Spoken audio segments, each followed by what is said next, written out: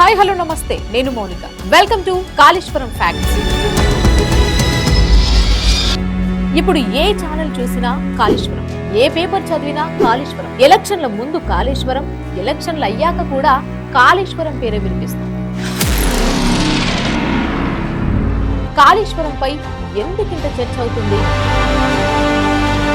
ఇందులో జరిగిన అవినీతి ఎన్ని కోట్లు? అసలు కాళేశ్వరం నిజంగానే కుంగిందా, లేక రాజకీయం కోసం నిర్లక్ష్యానికి గురవుతుందా? బీఆర్ఎస్ చెప్పినట్లు తెలంగాణ జీవన ప్రధాయినియా, లేక కాంగ్రెస్ చెప్పినట్లు తెలంగాణకు శాపమా? ఇందులో నిజమెందా, అబద్ధమెందా?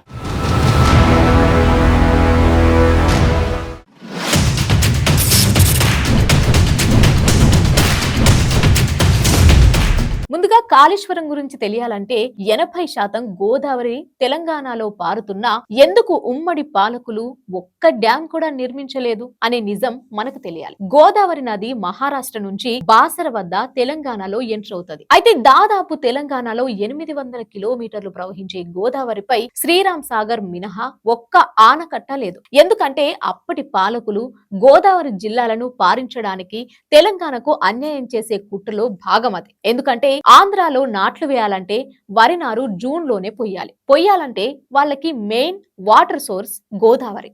అయితే అప్పటి వరకు తెలంగాణ ఆంధ్ర ప్రాంతాల్లో వర్షాలు ఎక్కువగా ఉండవు. కానీ మహారాష్ట్రలో కురిసిన వర్షాలతో గోదావరిలో కొంత వరదొస్తుంది. అదే తెలంగాణలో గోదావరిపై ప్రాజెక్ట్ ఉంటే ఆ నీళ్లు ఆంధ్ర వరకు పోవాలంటే ఇక్కడ డ్యాం ఖచ్చితంగా నిండాలి. ఆ డ్యాం నిండి నీళ్లు ఆంధ్ర వరకు పోవాలంటే జూలై ఎండింగ్ ఆగస్ట్ అవుతుంది. వాళ్ళ పంటలకు లేట్ అవుతుంది కాబట్టి అప్పటి పవర్స్ అన్ని వాళ్ళ చేతుల్లోనే ఉండేవి. ముఖ్యమంత్రులు వాళ్లే కాబట్టి ఇక్కడ ఒక్క డ్యాం కూడా కట్టకుండా చూశారు. అలాగే గోదావరి జిల్లాలో రెండవ పంట డిసెంబర్ ఆ టైంలో స్టార్ట్ చేస్తారు. అప్పుడు వర్షాలుండవు, కానీ గోదావరిలో కొంత నీటి లభ్యత ఉంటుంది. ఆ నీళ్లను ధవళేశ్వరం బ్యారేజ్ లో స్టోర్ చేసుకుని వాళ్ళ పంటలకు నీళ్లు అందించుకుంటారు. అదే తెలంగాణలో గోదావరి మీద డ్యాంలుంటే అది సాధ్యపడదు కాబట్టి అప్పటి తెలంగాణ మీద ఎలాంటి డ్యాంలు కట్టే సాహసం చేయలేదు అప్పటి ప్రభుత్వం. ఈ నీటి దోపిడీ ఆగాలని, మా నీళ్లు మాకు కావాలని, అందుకు ప్రత్యేక రాష్ట్రం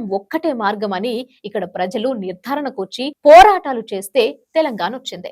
ఇక నెక్స్ట్ ఎపిసోడ్ లో తుమ్మిడిహట్ట ఎందుకు సాధ్యపడలేదు, కట్టని తుమ్మిడిహట్టకు బిల్లులు ఎందుకు ఇచ్చారనే విషయాలను నెక్స్ట్ వీడియోలో తెలుసుకుందాం. కాళేశ్వరం ప్రాజెక్టుపై ఇలాంటి మరెన్నో వాస్తవాలు ఎక్కువ మందికి తెలియాలంటే మీరు మా వీడియోని లైక్ చేసి కామెంట్ చేయండి. Thank you.